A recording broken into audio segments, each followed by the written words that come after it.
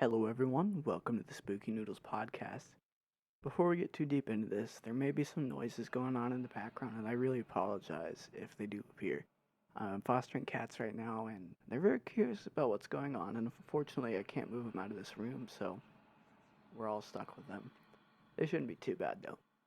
Today, we'll be covering the history of SCP-106, also known as the Old Man. This story was written by user Dr. Gears on the SCP Foundation's website. This author also wrote the story for SCP-682, which we will be covering at some point in the future. If you are listening to this episode, it means that I was unable to make the deadline this week.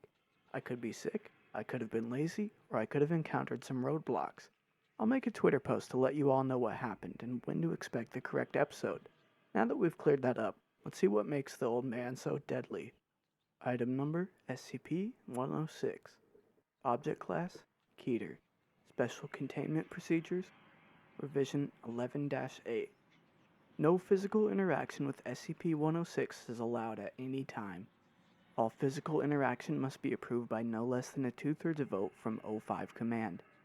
Any such interaction must be undertaken in AR-2 maximum security sites after general non-essential staff evacuation. All staff, research, security, Class D, and etc. are to remain at least 60 meters away from the containment cell at all times, except in the event of breach events.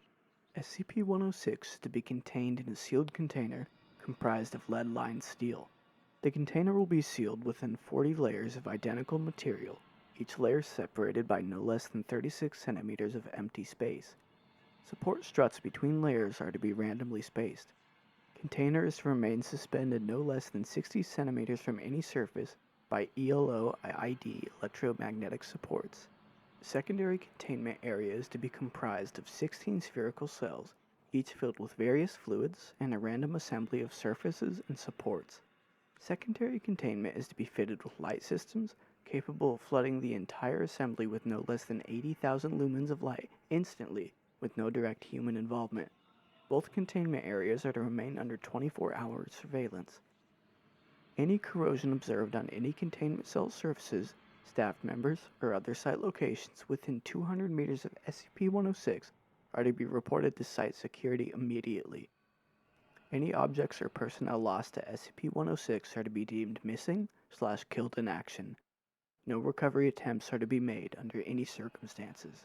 Note: continued research and observation have shown that when faced with highly complex/random assemblies of structures, SCP-106 can be confused, showing a marked delay on entry and exit from said structure.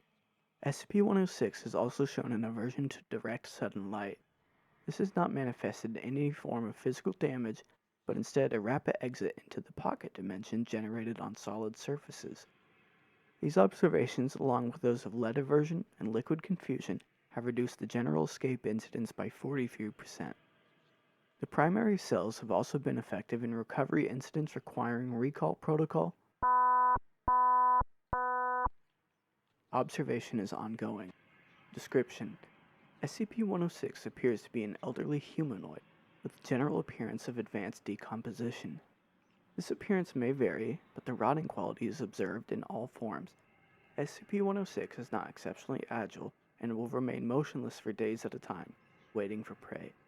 SCP-106 is also capable of scaling any vertical surface and can remain suspended upside down indefinitely. When attacking, SCP-106 will attempt to incapacitate prey by damaging major organs, muscle groups, or tendons, then pull the disabled prey into its pocket dimension. SCP-106 appears to prefer human prey items in the 10 to 25 years of age bracket. SCP-106 causes a corrosion effect in all solid matter it touches, engaging a physical breakdown in materials several seconds after contact. This is observed as rusting, rotting, cracking of materials, and the creation of a black, mucus-like substance similar to the material coating SCP-106.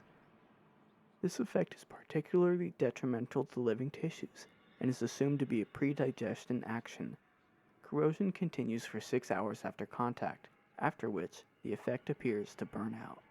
SCP-106 is capable of passing through solid matter, leaving behind a large patch of its corrosive mucus. SCP-106 is able to vanish inside solid matter, entering what is assumed to be a form of pocket dimension. SCP-106 is then able to exit this dimension from any point connected to the initial entry point. Examples: entering the inner wall of a room and exiting the outer wall, entering a wall and exiting from the ceiling. It is unknown if this is the point of origin for SCP-106 or a simple layer created by the SCP. Limited observation of this pocket dimension has shown it to be comprised mostly of halls and rooms with entry. This activity can continue for days, with some subjected individuals being released for the express purpose of hunting, recapture, and Addendum. SCP Review Notes. Due to the exceedingly difficult to contain nature of SCP-106, SCP is to be reviewed every 3 months or during a post-breach incident. Physical restraints are impossible, and direct physical damage appears to have no effect on SCP-106. Current SCP, as of revolves around basic observation and immediate response. Previous, more proactive special containment procedures have been recalled due to the events of breaches and notes on behavior. SCP-106 appears to go through long periods of dormancy, in which it will remain completely motionless for up to 3 months. The cause for this is unknown. However, it has been shown that this appears to be used as a lulling tactic. SCP-106 will emerge from this state in a very agitated state, and will attack and abduct staff and cause gross damage to its containment cell and the site at large. Recall Protocol. SCP-106 appears to hunt and attack based on desire, not hunger. SCP-106 will attack and collect multiple prey items during a hunting behavior event, keeping many alive in the pocket dimension for extended periods of time. SCP-106 has no determinable limit and appears to collect a random number of prey items during an event. The inner dimension accessed by SCP-106 appears to be only accessible by SCP-106.